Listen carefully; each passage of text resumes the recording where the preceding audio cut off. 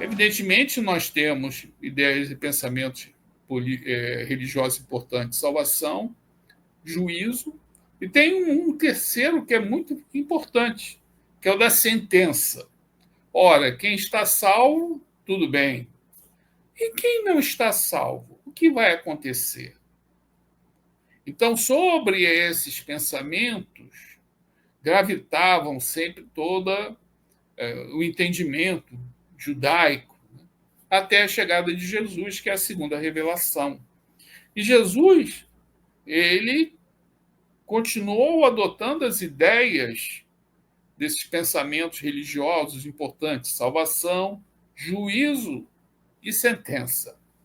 Então, nós encontramos com Jesus um entendimento mais expandido, porque a salvação para os judeus estava muito ligada a uma retribuição do Pai para aquele povo que manifestara e for aquele povo que testemunhara o monoteísmo. Com Jesus, continua havendo a salvação, mas a salvação é para todos. Por isso que o Evangelho significa boa nova. Qual é a boa notícia que Jesus trouxe? A salvação é para todos. É um processo, a salvação é um processo. Nós temos que evoluir. Jesus também falou, e temos, evidentemente, temos parábolas sobre a salvação. E Jesus também falou sobre aquele outro pensamento religioso, consequência que eu comentei, que é o juízo, o momento da separação. Então, toda parábola, por exemplo, que tem um senhor que está cobrando o seu administrador, o seu servo, é um momento, é uma parábola do juízo. Porque no juízo haverá separação, haverá cobrança. E Jesus nos trouxe várias parábolas sobre isso, sobre o juízo. E ele também nos falou sobre a sentença. E a parábola que ele utilizou para falar sobre a sentença é a famosa parábola do joio e do trigo. Quando o joio e do trigo, eles crescem juntos. Naquela época, se alguém queria prejudicar, tinha um inimigo, ia lá, semeava o joio, e o agricultor nem se apercebia, só no momento que crescia as espigas, aí ele poderia identificá-las e fazer a separação. Então, existe uma convivência. Mas vai chegar um momento em que vai ter que haver a separação do joio e do trigo, que é o momento do juízo. Mas só que nessa parábola, Jesus nos falou também da sentença. Ele fala que o joio, repare, ele não se preocupou muito com o trigo. O trigo são aqueles que estão salvos, esses estão felizes da vida, estão salvos. Mas e para aqueles que não estão? Jesus falou, o joio será reunido num feixe de varas e será posto a queimar. Evidentemente que o entendimento do cristianismo sobre esses momentos eram sempre muito limitados.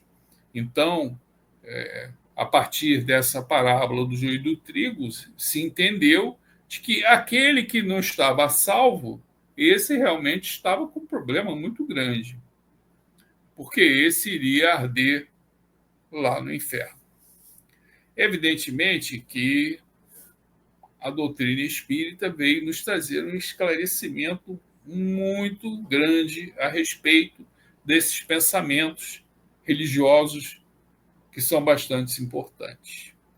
Ao colocar, né, que os espíritos são criados simples e ignorantes, evidentemente temos a divindade que jaz dentro de nós, mas nós precisamos evoluir, progredir, e isso só pode ser feito através da reencarnação, como Jesus falou para Nicodemos, é necessário nascer de novo para que você possa chegar a Deus. E a doutrina espírita fez uma abordagem sobre os mundos. Então, tem os mundos, e didaticamente, Kardec ele colocou os dois extremos, né, os mundos primitivos e os mundos felizes, e depois colocou outras categorias que estão um mais próximo do primitivo e outro mais próximo do mundo feliz, que é o próximo ao mundo primitivo, é um planeta de provas e expiações, e o mais próximo no mundo feliz, vamos dizer assim, numa segunda metade, seria um planeta de regeneração. Então, segundo a doutrina espírita, a Terra já passou por uma fase de um planeta primitivo. Agora, e voltando, provavelmente ela deixou de estar nessa condição, e a Terra foi criada há 3 bilhões de anos atrás, mais ou menos. Então, tem uma história muito longa. Ela deixou essa condição primitiva, provavelmente aí estamos dando a nossa visão, evidentemente, por volta aí do ano 6, 7 mil antes de Cristo, evidentemente recebendo aqueles espíritos que vieram oriundos de Capela, que vieram ajudar aqueles espíritos que foram criados e são primitivos aqui da Terra, vieram com a sua contribuição, evidentemente, porque o planeta lá em Capela também estava num momento de transição e esses espíritos estavam criando obstáculos para o progresso de lá e eles tiveram que vir para cá. Então, nós vamos entendendo que nesse caminho, nesse processo evolutivo dos espíritos, evidentemente, que acaba se refletindo no planeta, nós já saímos de uma condição primitiva, estamos em provas de expiações, mas iremos passar por uma condição de regeneração e depois iremos entrar numa condição de planeta feliz.